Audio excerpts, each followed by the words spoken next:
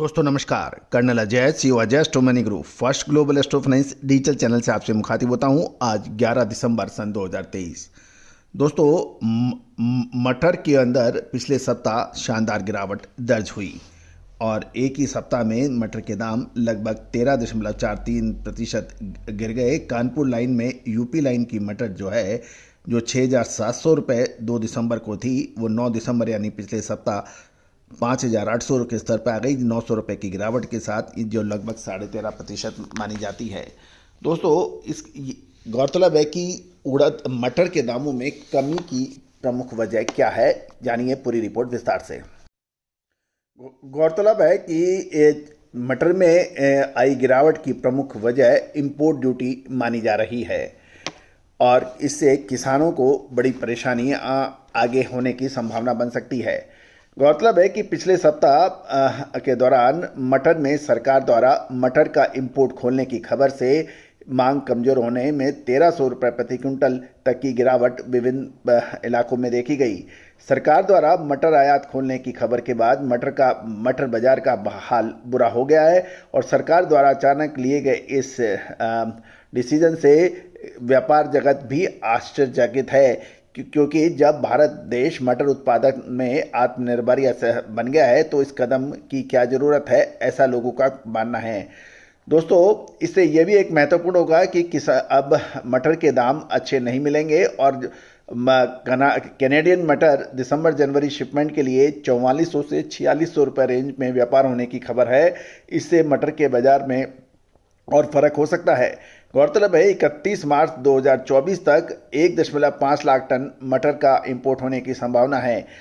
Canada से Canadian मटर भारतीय पोर्ट पर पहुंचने में कम से कम 50 से अधिक 2 महीने यानी 60 दिन का समय लगता है। इंपोर्ट खुलने के पहले कैनेडियन मटर $400 था, जो अब 525 से $550 के आसपास बताया जा रहा है। यदि हम सूत्रों की माने तो कुछ निर्यात सौदे $475 से $500 के बीच होने की भी रिपोर्ट प्राप्त हो रही है। पिछले 2-3 सप्ताह में मटर में मुनाफा वसूली की हम आपको बात कर रहे हैं और उम्मीद है इसमें लोगों को फ़ायदा मिला होगा। दोस्तों मटर के दाम कम होने से इसका असर चने पर भी पड़ सकता है।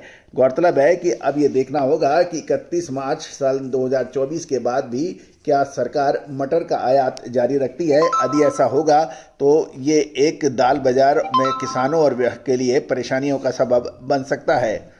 इसका असर चने के बाजार पर भी क्या पड़ सकता है, ये भी एक महत्वपूर्ण प्रश्न है, क्योंकि मटर का बाजार चने पर भी काफ़ी अक्सर देखा जाता है। पिछला सप्ताह के शुरुआती दौर पर यदि सोमवार को देखें तो दिल्ली में राजस्थान लाइन का चना 6,325 से 6,350 रुपये पर खुला था और शनिवार को ये 6100 से 6125 रुपये पे बंद हुआ। यानी पिछले सप्ताह चने के अंदर लगभग 225 रुपये प्रति क्विंटल की गिरावट दर्ज हुई है।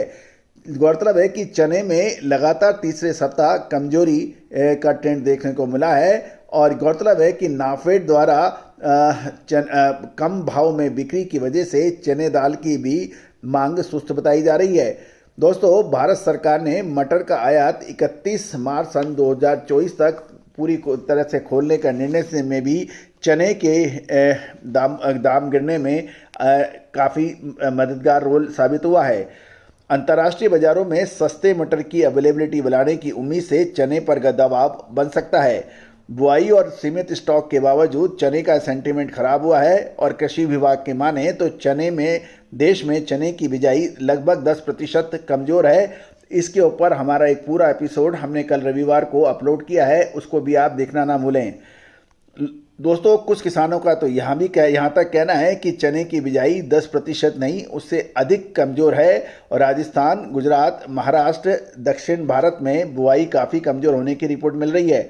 नाफेड के पास अभी बेचने योग्य चना की मात्रा अब धीरे धीरे कम हो रही है, लेकिन चने में लिवाली कमज़ोर होने के कारण और मटर का आयात 31 मार्च सन 2024 के बाद यदि बढ़ेगा तो चने के भाव में फ़र्क पड़ सकता है।